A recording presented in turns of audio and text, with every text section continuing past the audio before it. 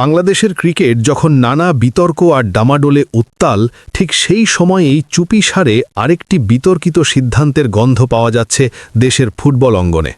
অনেকেই হয়তো বিষয়টি এখনও খেয়ালই করেননি, কিন্তু যারা ফুটবলটা একটু গভীরভাবে অনুসরণ করেন তারা ইতোমধ্যেই প্রশ্ন তুলতে শুরু করেছেন। কারণ বাংলাদেশের ফুটবলের ভবিষ্যতের সঙ্গে জড়িত একটি গুরুত্বপূর্ণ বিষয়, জাতীয় দলের নতুন কোচ নিয়োগ নিয়ে এমন কিছু অসঙ্গতি দেখা গেছে যা নিয়ে তৈরি হয়েছে নতুন বিতর্ক। আর এই পুরো বিষয়টির কেন্দ্রবিন্দুতে রয়েছে বাংলাদেশ ফুটবল ফেডারেশনের বর্তমান নেতৃত্ব, বিশেষ করে সভাপতি তাবিদ আউয়ালের অধীনে পরিচালিত প্রশাসন। গত ৩ থেকে ৪ বছর ধরে বাংলাদেশের ফুটবল যে সমস্যাটিতে সবচেয়ে বেশি ভুগছে সেটি হচ্ছে একজন কার্যকর ও মানসম্মত কোচের অভাব। দীর্ঘ সময় ধরে দায়িত্বে থাকা কোচ হাভিয়ের কাবরেরাকে নিয়ে সমর্থকদের অসন্তোষ ছিল চোখে পড়ার মতো। মাঠের ফলাফল ভালো ছিল না, দলের পারফরম্যান্সে ধারাবাহিক উন্নতির কোনো স্পষ্ট চিত্র দেখা যায়নি, ফলে কাবরেরাকে সরিয়ে দেওয়ার দাবি ধীরে ধীরে জোরালো হতে থাকে। সমর্থক, সাবেক খেলোয়াড়, বিশ্লেষক অনেকেই প্রকাশ্যে প্রশ্ন তুলতে শুরু করেন। অবশেষে নানা আলোচনা, সমালোচনা আর চাপের মুখে কাবরেরাকে বিদায় দেওয়ার সিদ্ধান্ত নেয় ফুটবল ফেডারেশন। কিন্তু এখানেই শেষ নয়, বরং এখান থেকেই শুরু হয়েছে নতুন প্রশ্ন। কারণ নতুন কোচ নিয়োগের জন্য যে সার্কুলার বা বিজ্ঞপ্তি দেওয়া হয়েছে সেটির মধ্যেই ধরা পড়েছে বড় ধরনের অসঙ্গতি। এমন অসঙ্গতি যা অনেকের চোখে শুভঙ্করের ফাঁকি বলেই মনে হচ্ছে। বিষয়টি আরও স্পষ্টভাবে বোঝা যায় যখন দেখা যায় ফুটবল ফেডারেশন দুই জায়গায় দুই ধরনের তথ্য প্রকাশ করেছে। একদিকে সোশ্যাল মিডিয়ায় যে সার্কুলারটি প্রকাশ করা হয়েছে সেখানে স্পষ্ট করে বলা হয়েছে প্রার্থীর অন্তত 5 বছরের অভিজ্ঞতা থাকতে হবে জাতীয় দল বা ক্লাব ফুটবলে কাজ করার ক্ষেত্রে। অর্থাৎ একজন কোচকে বিবেচনা করার জন্য একটি নির্দিষ্ট অভিজ্ঞতার মানদণ্ড সেখানে উল্লেখ করা হয়েছে। কিন্তু বিস্ময়কর ব্যাপার হলো, আপনি যদি ফুটবল ফেডারেশনের অফিসিয়াল ওয়েবসাইটে যান, সেখানে যে সার্কুলারটি প্রকাশিত হয়েছে তাতে এই 5 বছরের অভিজ্ঞতার কোনো উল্লেখই নেই। অর্থাৎ একই নিয়োগ বিজ্ঞপ্তি দুই জায়গায় দুইভাবে উপস্থাপন করা হয়েছে। এখানেই তৈরি হয়েছে বড় প্রশ্ন, কারণ স্বাভাবিকভাবেই একটি প্রতিষ্ঠানের অফিসিয়াল ওয়েবসাইটে প্রকাশিত বিজ্ঞপ্তিকেই সবচেয়ে গুরুত্বপূর্ণ ও চূড়ান্ত ধরা হয়।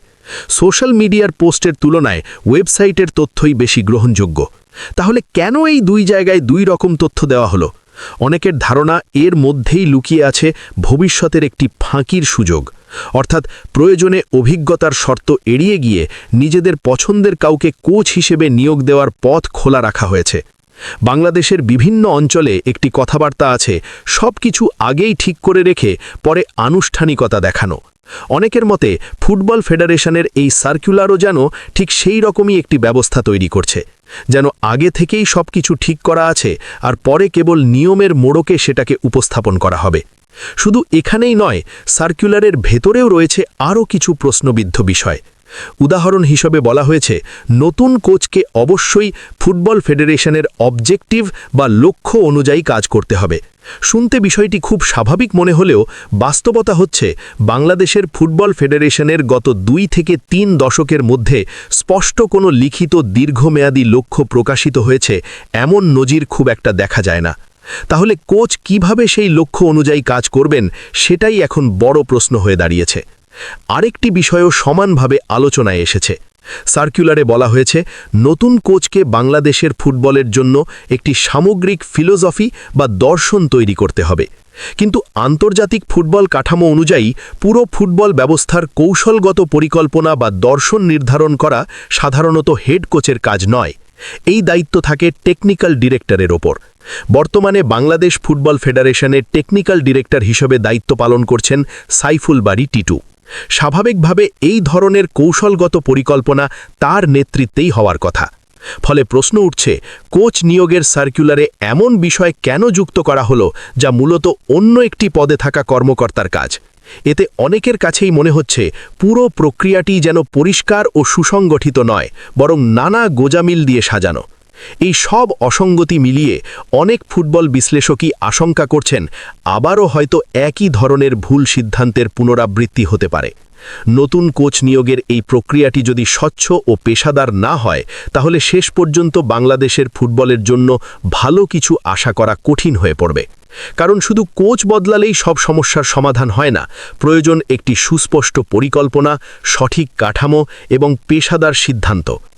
অনেক বিদেশি কোচই নাকি বাংলাদেশের জাতীয় দলের সঙ্গে কাজ করার আগ্রহ দেখিয়েছেন, কিন্তু যদি নিয়োগ প্রক্রিয়াটি এমন অস্পষ্ট থাকে তাহলে যোগ্য ও অভিজ্ঞ কোচরা আগ্রহ হারাতে পারেন।